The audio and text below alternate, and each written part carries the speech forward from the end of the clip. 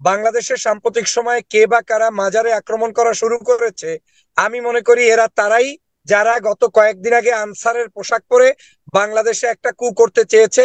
কয়েকদিন আগে আপনার কি বলে প্রশাসনের মধ্যে কু করতে চেয়েছে। যদি চরমনার পীর আক্রমণ করতেন, জামাতের আমির আক্রমণ করতেন, কোন হক্কানি আলেম গিয়ে আক্রমণ করতেন, আপনি অন্তত একটা সাইনবোর্ড দেখাতে পারতেন যে এই দলের নেতারা নেমেছে, আমিও নেমেই।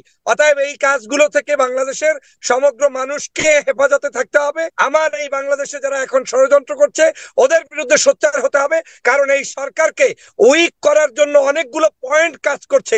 তার মধ্যে অন্যতম হচ্ছে এখন ধর্মীয় দাঙ্গা লাগানো। এরা তারাই যারা আজকের বাংলাদেশে ওই যে প্যাডেল, তারপর কি বলে আপনার রিক্সার দুইটা পক্ষ মিলে তারপরে সেখানে কু করতে চেয়েছে, বিভিন্ন উপায়ে যারা ষড়যন্ত্র করতে চেয়েছে। সর্বোপরি হিন্দুদের মন্দির গির্জায় বিভিন্ন রকমের আক্রান্ত করে তারা আওয়ামী লীগের পক্ষ থেকে কু করতে চেয়েছে। সাগর ভাই 1 মিনিট, একটা ইস্যু আসছে, ওইটা একটু বলতে চাই। সাগর ভাই 1 মিনিট, একটা একটা ইস্যু আছে, এটা একটু বলতে চাই। হুম। ইস্যুটা হচ্ছে যে বর্তমানে, না না, অত্যন্ত অত্যন্ত গুরুত্বপূর্ণ একটা ইস্যু। আপনি দেখেন যে বিগত 4 দলীয় সরকারের আমলে কোনোদিন মাজার ভাঙা হয় নাই।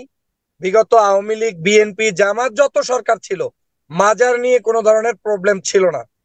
বাংলাদেশের সাম্প্রতিক সময়ে কে বা কারা মাজারে আক্রমণ করা শুরু করেছে, আমি মনে করি এরা তারাই যারা গত কয়েকদিন আগে আনসারের পোশাক পরে বাংলাদেশে একটা কু করতে চেয়েছে। কয়েকদিন আগে আপনার কি বলে প্রশাসনের মধ্যে কু করতে চেয়েছে। এরা তারাই যারা আজকের বাংলাদেশে ওই যে প্যাডেল, তারপর কি বলে আপনার রিক্সার দুইটা পক্ষ মিলে তারপরে সেখানে কু করতে চেয়েছে, বিভিন্ন উপায়ে যারা ষড়যন্ত্র করতে চেয়েছে।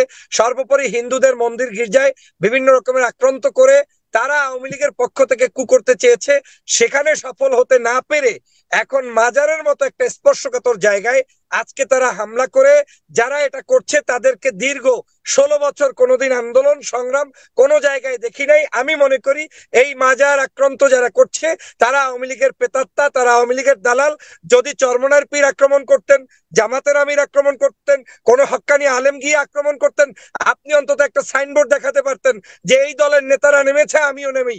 অতএব এই কাজগুলো থেকে বাংলাদেশের সমগ্র মানুষকে হেফাজতে থাকতে হবে, সচেতন হতে হবে।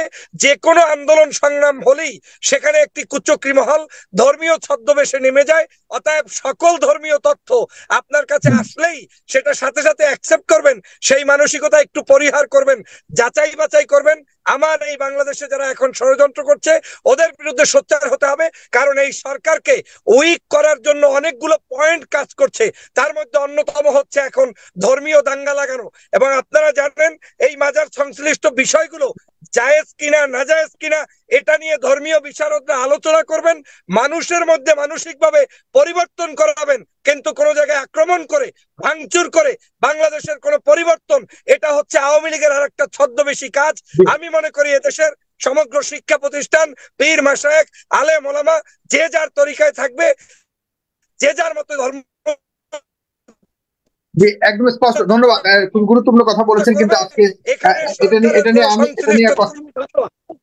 সংশ্লিষ্ট থাকতে হবে।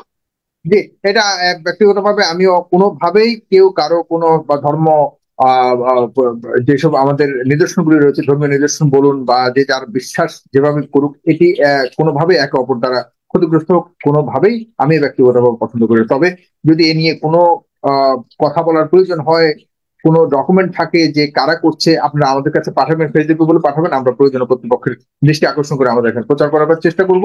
আজকে এই পর্যন্ত রাখি।